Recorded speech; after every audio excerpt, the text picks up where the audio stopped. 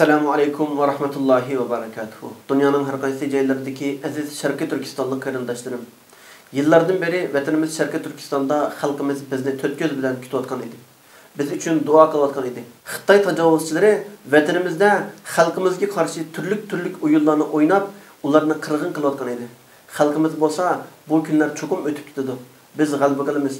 Chet eldagi qarindoshlarimiz u yerda uyushib, birlik hosil qilib, çokum bizni qutqazg'ili keladi deb bizni kutib turgan edi. Ular bizni kutmakdan herib qoldi, charchab qoldi, umidsizlanib qoldi. Ularning taqati to'shdi. Ular Xitoylarga qarshi qo'zg'aldi. Ular o'zining nega ketirganligini, oqibatining qanday bo'lganligini bizdan bekroq yaxshi biladi.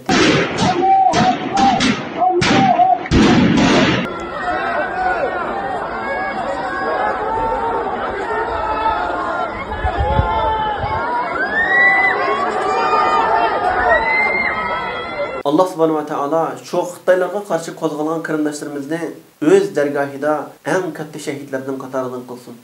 Ularni zolimlarning zulmidan qo'g'dab qolsin. Ularni asirga tushib qilishdan qo'g'dab qolsin. Biz chet eldagi Sharqi Turkistonliklar bo'lsa, albatta oldi bilan Allohga hisob beramiz va undan keyin Sharqi Turkistondagi qarindoshlarimizga hisob beramiz. Ular bizni Allohning dargohida kutib turibdi. Biz ularga qaytamiz. Chet eldagi Sharqi Turkistonliklar ichida o'tirimizga ixtilof tashlayotgan, bizni bölüp taşlaşqa urinayotgan, Xitoyga xizmat qilayotgan Uyg'urlar o'zinglarni to'xtatinglar. Vijdoninglarga savol qo'yinglar. İnsanlıqlarga savol qo'yinglar. Xitoy tajovuzchilarining shunchalik hilmikirlaridan keyin, shunchalik o'yinlaridan keyin yana Xitoyga ishlamsizlar, yana ulardan umid kutamsizlar. Xitoy bilan hech qanday aloqasi yo'q.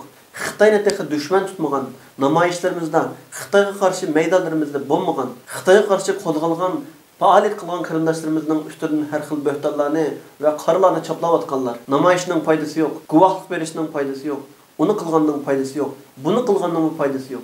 Biz Xitoyga tankilenmeymeyiz deb ümit üzgenler. Sizler Muhammed Allah'ın dergahına qaytısızlar.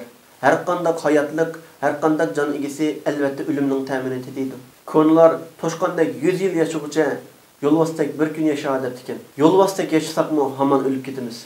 Toşqandek ezilip xar bulup keçip yaşsak mı haman ölüp ketimiz. Allah subhanahu wa ta'ala mana mushundaq insanlarga qorqunchaqlıqdan panahlık bersin. Hemmimizge cesaret ata qilsin. Haq yolda mustahkam ve sabit qadam bilan yürüydigan, bu yoldan ayrılmaydigan, ümitsizlenmeydigan haqiqiy cesaretlik müminlerden qilsin. Xitoy tajovuzchilariga qarshi chet eldagi barliq maydonlarda bo'layotgan, ammo o'z fikrini birinchi o'ringa qo'yib, o'zini eng cho'ng tutib, farqli shakllarda chechinog'liq paydo qilayotgan, başkalarını közge ilmayotgan, xalqimizni turli şekillerde aldab kelayotgan, ularning jasoratini, ishonchisini qirib tashlayotgan, xalq uchun Alloh yo'lida xizmat qilish samimiyati to'liq bo'lmagan, samimiyatsizlik mavjud bo'lgan, shaytonning hil-mikirlariga aldanayotgan, qalbida kibr bo'lgan kishilar, sizlarmi Allohdan qo'rqinglar. Alloh subhanahu wa ta'ala Qur'oni Karimda har qanday bir kishi qilgan kichikkina zarra kadar yaman işidan muhisab berdi. Bunun cezasını çokum tatıdı. Her qanday bir kishi zarrachilik qilgani yaxshi amalning mukofatini ta'min etadi deydi. Sizlar balki o'zinglar qilayotgan bu ishni o'zinglar uchun to'g'ri deb ko'rayotgan bo'lishingiz mumkin. Shayton sizlarga buni to'g'ri deb ko'rsatgan bo'lishi mumkin. Ammo sizlarning ichinglardagi bir qism kishilar yillardan beri bu maydonda bo'lsa-mu, atrofida turli insonlar uyushgan bo'lsa-mu, qo'linglarda yetarlik iqtisod bo'lsa-mu, Xitoy tajovuzchilariga qarshi unumli zarba berganinglar yo'q. Yoki xalqimiz ichidan iqtidorli kishilarni tashkillab, tertiplab, muntazam xizmat qiladigan, Xitoyga qarshi ilgirlaydigan bir guruhni barpo qilganlar yo'q. Sizlarning ichinglardagi bir qism kishilar faqatla xalqni qaymoq turib, birligimizni buzib, xalqimizni turli farqli siyosiy ideyalarga chechish orqali Xitoyga yordam beryapsizlar. Sizlar mu qilgan yaxshi amallaringlarning mukofotini tetiysizlar va qilgan yomon ishlaringlarning jazosini hamon tortsizlar. Agar sizlar o'z nafsinglarga berilib, şeytanın hilmekilleriga aldınsanglar, xalqimiz oldida çokum xor bo'lsizlar. Allohning oldida çokum jazolanasizlar. Sizlarning ichinglardagi eng yaxshi kishilarga, solih, mu'min kishilarga, xalqimiz uchun samimiyat bilan xizmat qilayotgan, tashkillanayotgan, muntazam shaklda Xitoyga qarshi zarba berib, ilgirlayotgan va taraqqiy qilayotgan, kengayotgan jamoatlarimizga, mayli dunyoning qayerida bo'ling, qaysi shaklda xizmat qilayotgan bo'ling, mayli siyosatchi, mayli ish odami, mayli farqli sohalarda ko'tarilgan kishilar, taraqqiy qilgan, imkoniyati bo'lgan kishilar o'zingiz turayotgan rayonlardagi so'zi o'tadigan, so'zining qimmati bo'lgan, so'zining ta'siri bo'lgan, mayli u qanday kishi bo'lsin, siyosatchi bo'lsin, naqshchi bo'lsin, san'atchi bo'lsin, din odami bo'lsin, so'zi o'tirgan kishi bo'lsa, so'zining ta'siri bo'lgan kishilar bo'lsa, ularni har xil shaklda, mayli ularga uchur qilish orqali bo'lsin yoki telefon qilish bo'lsin, imkoniyat bo'lsa yuz turani ko'rish orqali bo'lsin, Xitoy tajovuzchilarining bu qilayotgan qilmishiga qarshi mayli televizor kanallarida, mayli o'zlarining ta'siri bo'lgan kanallarda bo'lsin, o'z sotsial hisoblarida bo'lsin, Xitoy tajovuzchilarining bu qirg'inchiligini, bu hilmikir va suiqasdini darhol to'xtatish uchun so'zlaydi. Chunki biz o'zimiz so'zlayapmiz, o'zimiz namoyishlarni qilyapmiz, lekin buni o'zimiz yashayotgan davlat kishilar ko'rmayapti. Ularning quloqiga yetmayapti. Ularning quloqiga bir xil shaklda yetkazishimiz kerak. Hammamiz teng harakatga o'tishimiz kerak. Xalqimiz, minglarcha qarindoshlarimiz Xitoy tajovuzchilarining bu zulmiga qarshi ya o'lim ya ko'rim deb turib maydonga chiqdi. Ularga qarshi Xitoy tajovuzchilari har xil qurollarni ishlatyapti. O'q ovozlarini anglayapmiz. Xitoyga qarshi bir eg'iz so'z qilgan va uni video orqali farqli sotsial medialarda tashviqot vositalarini qo'ygan kishilarning so'zlari vatanimizda avtomatik shaklda yutib boradi. O taptı 100 verip 38 adam ölse 10 adam dep. Hiç kim bir minut tutkaz dep emez.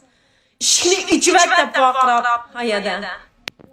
Bunu yani bu milletle ittifaklık dep oturamsa, insan emesma sen kızıl parçakla, insan emesma sen ha?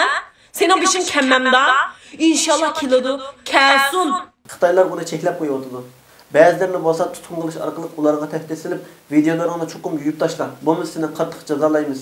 Oilangni undaq jazolaymiz, qarindoshlaringni bundaq jazolaymiz deb tahdid silish orqali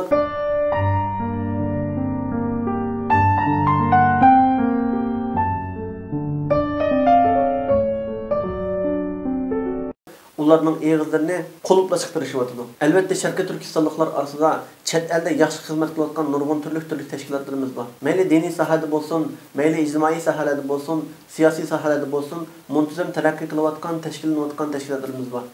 Bu tashkilotlarimiz o'z kasbida, o'zi qilayotgan doira ichida yaxshi xizmatlarni qilyapti.